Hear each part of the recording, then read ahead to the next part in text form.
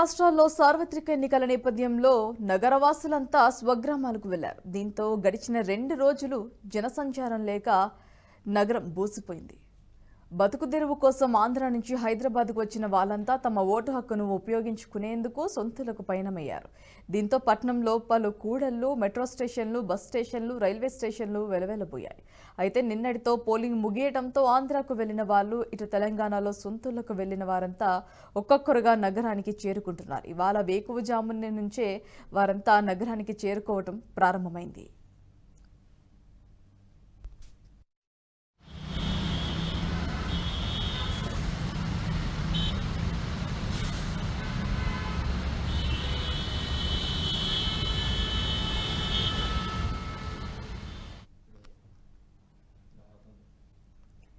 ఈ క్రమంలోనే ప్రయాణికుల అవసరాలను దృష్టిలో పెట్టుకుని ఉదయం 5:30 నుంచే మెట్రో రైళ్ల రాకపోకలు మొదలయ్యాయి. విజయవాడ నుంచి హైదరాబాద్ వచ్చే ప్రయాణికులకు మొదటి చెక్ పాయింట్ ఎల్బీనగర్ కావడంతో ప్రయాణికులు వారి స్వస్థలాలకు చేరుకునేందుకు మెట్రో రైలును ఆశ్రయిస్తున్నారు. ఎల్బీనగర్ నుంచి మియాపూర్ వైపు వెళ్లే మెట్రోలో రద్దీ పెరిగింది. పెరుగుతున్న రద్దీకి అనుగుణంగా వీలైనన్ని ఎక్కువ ట్రిప్పులు నడపాలని మెట్రో యోచిస్తోంది.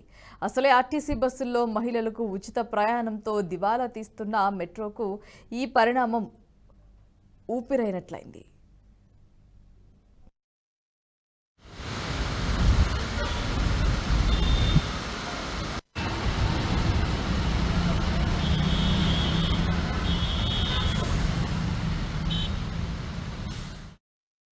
ఎల్బీనగర్ నుంచి మియాపూర్ వెళ్లే మెట్రోలో రద్దీ పెరిగింది. పెరుగుతున్న రద్దీకి అనుగుణంగా వీలైనన్ని ఎక్కువ ట్రిప్పులు నడపాలని మెట్రో యోచిస్తోంది. అసలే ఆర్టీసీ బస్సుల్లో మహిళలకు ఉచిత ప్రయాణంతో దివాలా తీస్తున్న మెట్రోకు ఈ పరిణామం ఊపిరిపోయినట్లయింది. మరోవైపు తిరుగు ప్రయాణంతో బస్సులు, రైళ్లు కిక్కిరిసిపోయాయి. బస్టాండ్లు, రైల్వే స్టేషన్లు ప్రయాణికుల రద్దీతో కిటకిటలాడుతున్నాయి. ప్రయాణికుల రద్దీని దృష్టిలో ఉంచుకొని రైల్వే శాఖ ప్రత్యేక రైళ్లను నడుపుతోంది. విశాఖ టు సికింద్రాబాద్ మధ్య ప్రత్యేక రైళ్లు నడుపుతున్నట్లుగా ప్రకటించింది సౌత్ సెంట్రల్ రైల్వే. అటు టోల్ ప్లాజాల వద్ద వాహనాల క్యూ కట్టాయి. నగరవాసులు తిరిగి ప్రయాణంతో రోడ్లన్నీ రద్దీగా ఉన్నాయి. హైవేలలో వాహనాల రద్దీ చూస్తుంటే ఏదో యుద్ధానికి వెళ్లి తిరిగి వస్తున్నట్లుగా అనిపిస్తోంది. పలుచోట్ల టోల్ ప్లాజాల వద్ద ట్రాఫిక్ జామ్ ఏర్పడుతోంది.